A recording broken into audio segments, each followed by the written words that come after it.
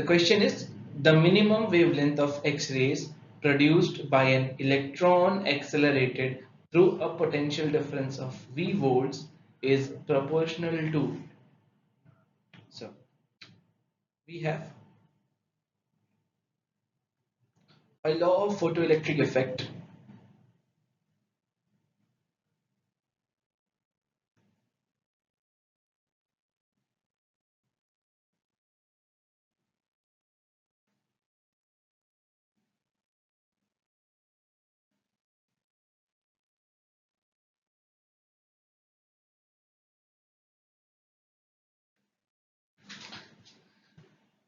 We have the value of energy as hc upon lambda, and also the value of energy is equal to E into V. So therefore from these two things we have hc upon lambda equals to E into V.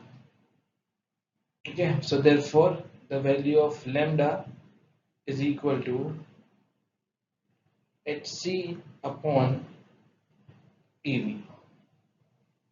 Here h is constant, c is constant, e is constant, so therefore lambda will be inversely proportional to V. So the correct option is option C.